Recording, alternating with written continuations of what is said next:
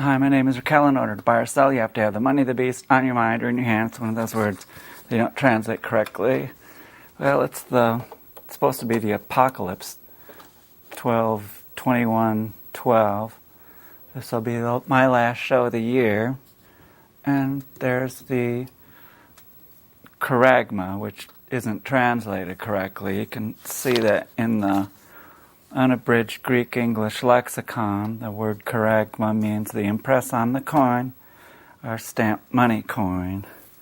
So I missed the last show because it's supposed to be the third Friday of every month, and it was the 14th or the 15th, and I was thinking, how could it possibly be the third Friday if it's the 15th?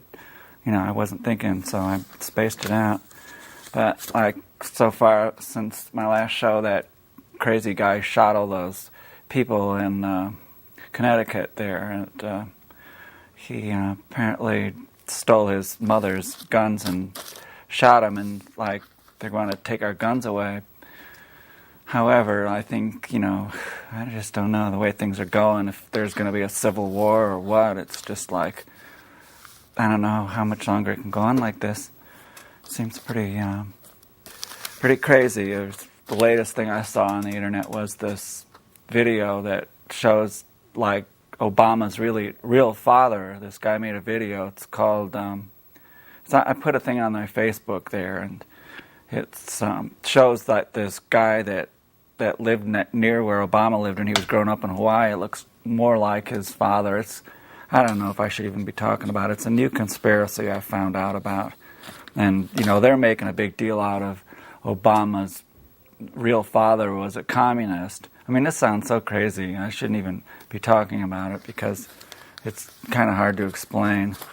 But I got this book here. It's called The Bond of Secrecy, and it was written by the son of E. Howard Hunt, and Howard Hunt was one of those tramps that was arrested over by the grassy knoll. And I made this brochure, and here's E. Howard Hunt after this Watergate burglary. And so they put this flyer I made, and it's on my website. There it is. They put it in this book here. It's a pretty good book. It tells you that E. Howard Hunt was one of the people involved in the Kennedy assassination. He was one of these three tramps that was running around in the grassy knoll area behind the picket fence, and there were two other people with him. One of them looked a lot like, he looked really close to Frank Sturgis, who was a Watergate burglar. Oh gosh, well, like I said, this was over the Thanksgiving holiday. Yoko Ono puts these articles in. She'll probably have one for New Year's or Christmas. This one says, "Give peace a chance. Happy Thanksgiving. Love, Yoko," and ImaginePeace.com down at the bottom. So that's how long it's been since I've done a show. And then another full-page ad that Yoko and Sean did. It's called, says here, "Imagine there's no fracking." So I wish I had this money to be able to afford these full-page ads in the New York Times. I could put all this stuff about eliminating money in there. It's like one of these things they don't, it's like a true communist believes in eliminating money, and they don't mention that very much. It's like this guy Muammar Gaddafi, who they got rid of in Libya, and this was just in the paper recently. This guy Putin, the Soviet, this was just in the paper today that Putin was defending his stand on Syria, but the important thing is what he's saying about Libya. He says that the NATO really kind of ruined what we did in there. It's like Gaddafi is one of these people who believed in eliminating money, and so they always have to get rid of them. And it's just like Saddam Hussein, who they were both doing really good for their countries, and we've gone in there and just like ruined Iraq, and we've ruined Afghanistan, and we've it's like during the Vietnam War, Nixon was illegally bombing Cambodia, and they sent these bombs with these B-52 bombers. They'd fly overhead. You couldn't even hear them. They were so high, like 9 miles high.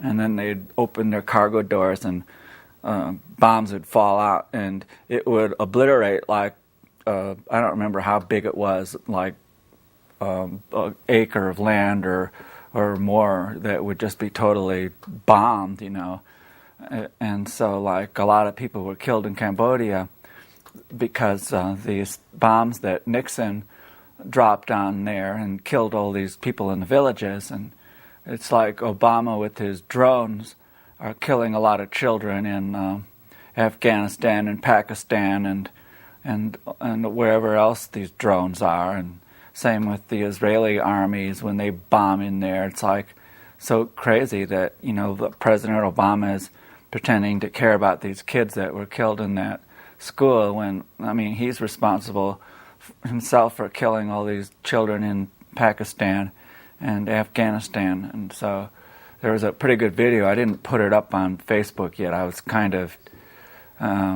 thinking about it. It's at the very end of the video, they show these children that have been bombed. Their faces are missing, and it's pretty gross. And Alex Jones had the introduction to it, and I don't really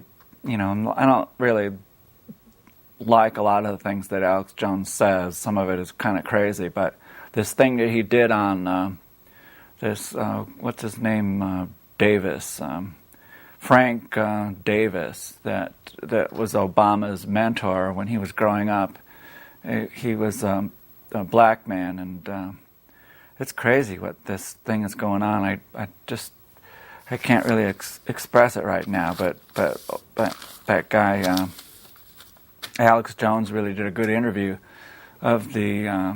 I just found out about this the other day, so I don't have any brochures or anything. I think I'm going to end up getting the video, and then I can see the video. He didn't put the video up on the internet yet, but this just started. It was just like in the news recently, and I kind of missed it. It's affiliated with the Obama birth certificate thing, and I really respect Sheriff Joe Arpaio and his investigator. I think his investigator's name was Curry or something like that, and so this guy Curry is also aware of this real father of Obama, because his mother, Ann Dunham, ended up having sex with some man over there in Hawaii, and they ended up paying this Kenyan black man to marry Ann Dunham, Obama's mother, to make it so that it would look like the child was not a bastard, or that's what it was, because the man that got Mrs. Obama's mother pregnant was not going to marry her. So anyway, it kind of explains this phony birth certificate. Like, if you've studied it, they show the birth certificate that the White House released has a bunch of layers to it. It was like they doctored this PDF of the birth certificate, and when they released it to the news, they didn't release the right file. They released the whole file instead of making a copy of it or a print of it and sending it. And then it would have only had one layer or so. So anyway, they forged this birth certificate to make it look like this Kenyan man was the father, and so that's how that happened. And you've got to really, the real story, I think, about this is that I don't know what the real story is. It's kind of like, what does it really say? It just says that Obama's mentor was this man who was a communist, and he was like into pornography too. This Obama's real father was like, he wrote a pornography book. But I mean, the truth is that, you know, Obama just came up even in a very different environment. I've heard so many different crazy stories about this, like his it's just mind-boggling. You know, it's like all the past presidents, like have been involved in the Kennedy assassination. You know, Gerald Ford was on the Warren Commission, and that covered up the Kennedy assassination. And Lyndon Johnson, they're saying he was heavily involved, and there's a lot of bad stuff about him, like, you know, like the Texas politics where George Bush came from, and Bush, of course, was the head of the CIA, the senior one, and then Bush Jr., he did this 9/11 thing, which is a big scam. That, you know, that building number 7 coming down like that, straight down, it's just, you know, that's what a controlled demolition is. So, you know, it's like, I just put this thing up on the internet too about Sirhan Sirhan, who was the alleged assassin of Senator Robert Kennedy, which was John F. Kennedy's brother. And if Robert Kennedy would have won the election, which he probably was going to do, he would have had a thorough investigation of his brother's murder, you know, because it was a coup d'etat. It was so they had to get rid of Robert Kennedy, and they did that by hypno-programming this guy, Sirhan Sirhan. There's some people that are very susceptible to hypnosis, and so Sirhan Sirhan could go like under hypnosis at the snap of the fingers. And there's this guy, his name is like Darren Brown, and he's a popular hypnotist in Great Britain. And just recently, he made a video showing how you can hypnotize somebody and tell them to go kill somebody. You just say, oh, this guy over here is, I forgot how he did it. I saw the video, but it's like you can hypno-program somebody to do something that they won't even have any memory of afterwards. And that's the same thing that happened with Sirhan Sirhan. He didn't remember doing any of this afterwards. And so like this whole government, the only president, like Ronald Reagan was on this, it was called the Rockefeller Commission in 1975, they examined these tramp photographs and came to the conclusion without showing you that they said that it wasn't Howard Hunt. And then Nixon, he was in Dallas the day before this Kennedy assassination happened. And so like Nixon hired these guys, Frank Sturgis and E. Howard Hunt. They were friends. Nixon hired them to be the Watergate burglars. And so that's what ties Nixon into the Kennedy assassination. So, you know, they had to get rid of Kennedy. Kennedy had a lot of good speeches. There's like a theory that Kennedy was going to issue these greenbacks, and I think he did, but it was only like $100,000 worth, and I don't know why he did. Maybe it was sometime, you know, the mint releases collector's items or something. I don't remember, but, you know, there's some people that think if we just got rid of the Federal Reserve and had a gold standard, everything would be fine and dandy, but it's not true. It's like, you know, when my dad was growing up, there was like only 100,000 people in the United States, and there was like 2 billion people in the world. So, like, you know, the world population has just gone up like this, and there's the U.S. population. So, like, you know, my dad was born before 1946, and you can see that it's, I think it's 7 billion now. Pretty soon it's going to be 9. So, you know, the things have changed, and they just really can't go on like this. There's been a lot of warnings about it. This, you know, natural resources, and plus now we have this global warming. That's a new thing. You know, when I was growing up, they were talking about an ice age or something, but you know, now they've concluded that a lot of these big storms like Hurricane Sandy and then we're going to have more like Katrina. That the New Orleans is below sea level, so they were depending on these dikes, and the dikes weren't maintained, and big high tide just pushed right over and flooded New Orleans, and the police had to leave their positions because they had to take care of their own families. Yeah, so there's so many things facing the world, but that guy who killed those people in Connecticut, it's like, what future do a lot of these young people have? It's like, when I was growing up, you could hitchhike and you could get jobs pretty much anywhere pretty easily in construction. A lot of my friends were like craftsmen and construction workers, and I worked in a factory, but it didn't really pay much. However, if I would have stuck with the factory, I would have gotten promoted. I think they were about ready to promote me to like work in the tool room. I mean, I applied for the job in the tool room, and it would pay a little bit more, but I mean, there was really no way I could make a living working in that factory. And eventually the factory closed and moved to wherever, China or something. It used to make pipe unions.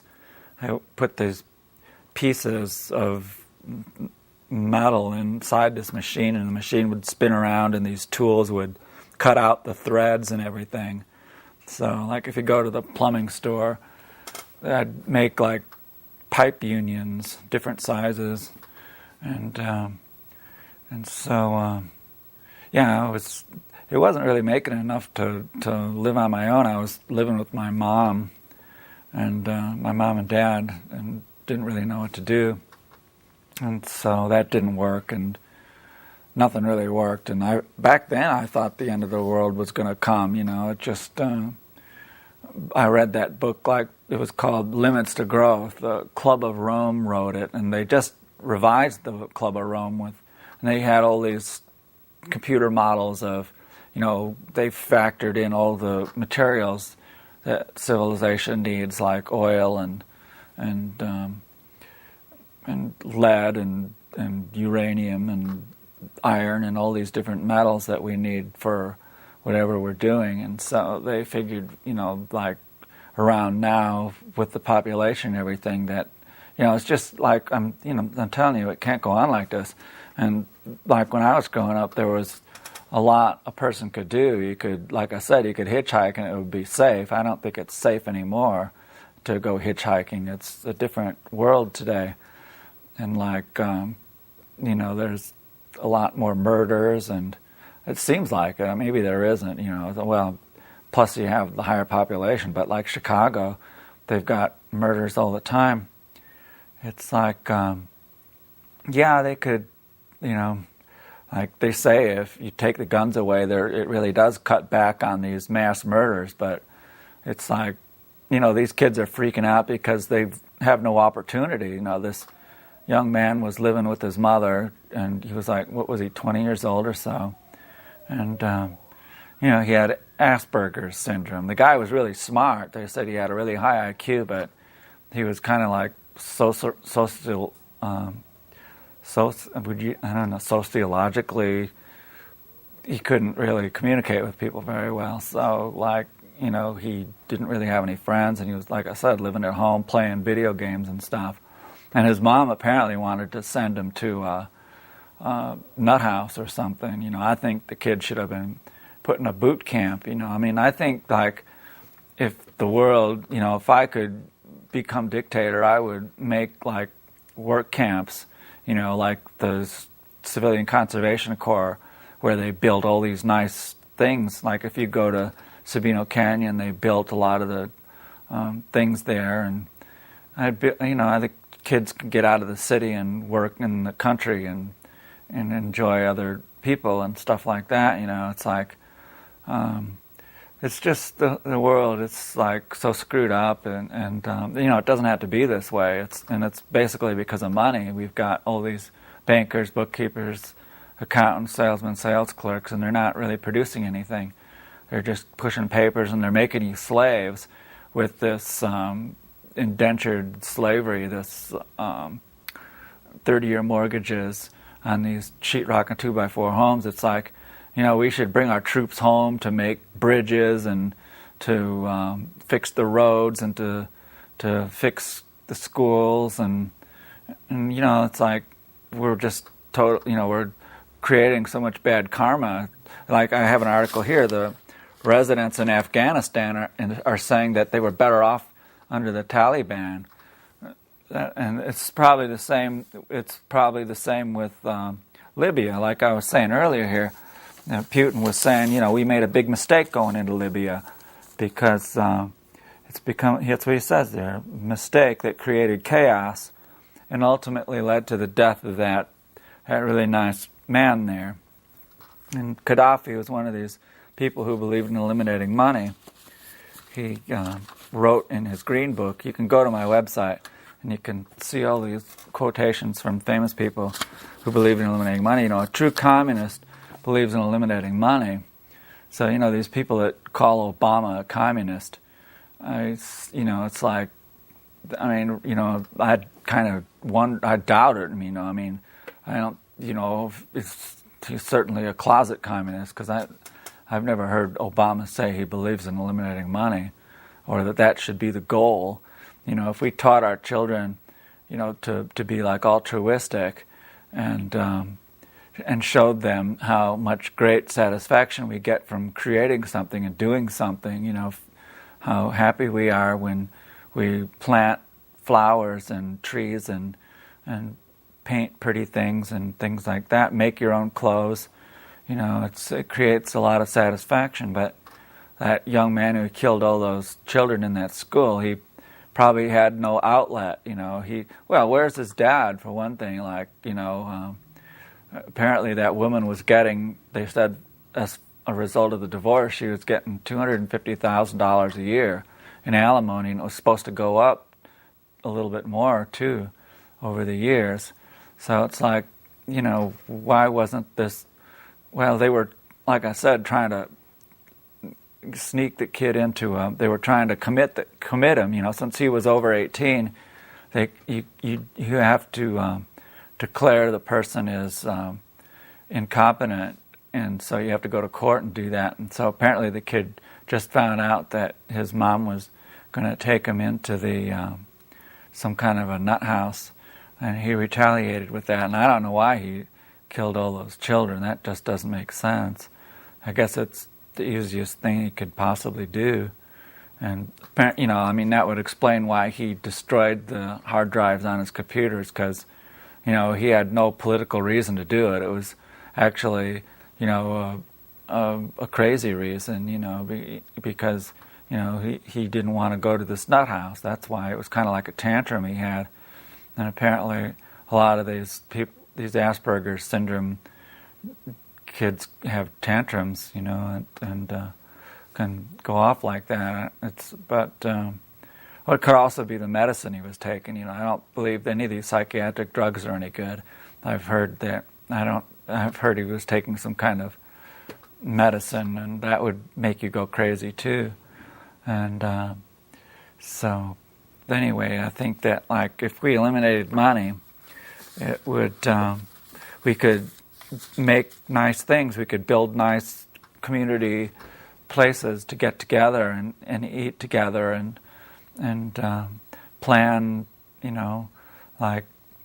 something nice. Back in the medieval days, they'd make really nice, beautiful churches, and we could do the same thing.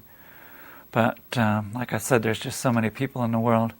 I don't really know how things can really change. I think it could take a new kind of religion or something, that to wake people up. Most of the religions today are not logical, and I think the Islamic one is the most illogical one. So anyway, this will be the last show. I'll see you in January sometime, a month from now. My name is Raquel. In order to buy or sell, you have to have the money of the beast on your mind or in your hand. Bye.